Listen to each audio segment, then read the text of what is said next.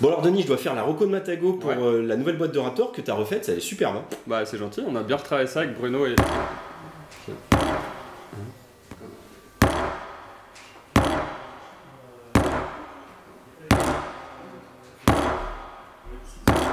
Je l'aurais fait quand même.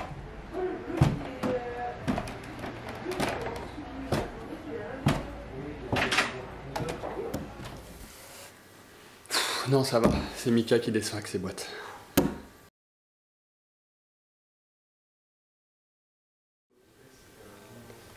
Salut, c'est Thomas et on est chez Matago pour vous parler de la réédition de Raptor dans une nouvelle boîte avec un nouveau look, avec des tuiles retravaillées, avec quelques petits changements de règles, mais toujours un aussi bon jeu à 2 joueurs de Bruno Catala et Bruno Feiduti, illustré par Vincent Dutré.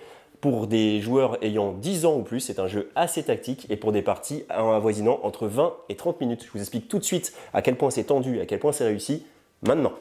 Et voici donc Raptor, ce jeu à 2 asymétrique, une lutte sans merci entre 2 joueurs sur ce plateau qui est constitué aléatoirement, si bien que les montagnes en 3D que vous voyez ne sont pas du tout disposées au même endroit à chaque fois.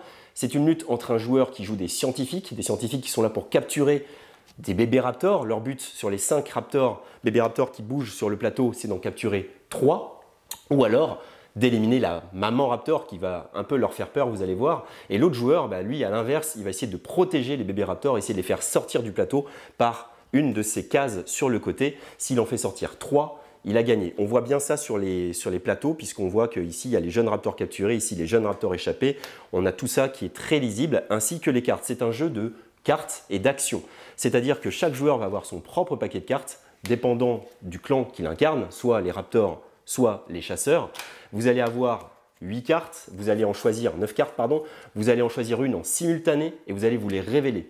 Là, le côté un peu dilemme, c'est qu'une carte, vous pouvez la jouer soit pour son action, soit pour le nombre d'actions un peu normales qu'elle va vous permettre de faire. Je m'explique. Ici, dans cet exemple, en simultané, le raptor a joué un 7 et le chasseur a joué un 2. La différence est de 5. Celui qui a joué la carte la plus faible va pouvoir faire 5 actions. Celui qui a joué la carte la plus forte va faire son action de sa carte. Là, par exemple, le raptor, il éliminerait des petits jetons de seringue hypodermique que lui a envoyé le chasseur, puisque ces actions qui vont nous être permises vont permettre au chasseur de tirer sur la maman raptor, de vous déplacer, de capturer un bébé raptor, mais grâce aux cartes aussi de mettre le feu pour bloquer des endroits, pour emprisonner les raptors dans des lieux pour les empêcher de sortir.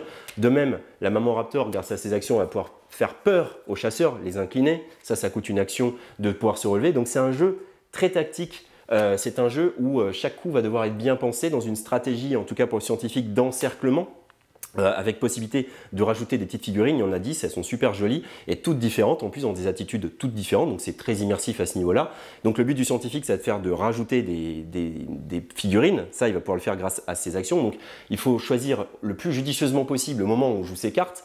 Il y a un petit côté bluff, il y a un petit côté guessing. Il va falloir deviner à quel moment le joueur va jouer sa grosse carte. Parce que là, vous voyez, 7 et 2, la différence est de 5, ça fait beaucoup d'actions. Donc, il faut essayer de deviner à quel moment un joueur va vouloir jouer sa grosse carte pour jouer sa petite carte, pour essayer de faire un max d'actions. À quel moment placer sa grosse carte, celle qui ramène une belle action, sans offrir trop d'actions à son adversaire qui pourrait avoir joué une petite carte. Donc, on va vraiment s'observer comme ça. Évidemment, les cartes jouées sont posées devant les joueurs et ne sont récupérées que quand tout le paquet de cartes aura été joué. Donc, il y a aussi un petit peu de pouvoir deviner ce que le joueur est en capacité de faire. Donc c'est le genre de jeu où plus vous jouez avec votre adversaire et plus vous aguerrissez et plus le jeu devient très tactique. Et donc il y a ce côté très tendu, il y a cette guerre sans merci entre la maman raptor qui va se déplacer un peu comme la dame aux échecs, c'est-à-dire très rapidement, très violemment pour aller hop, capturer les scientifiques, en tout cas les éliminer du plateau.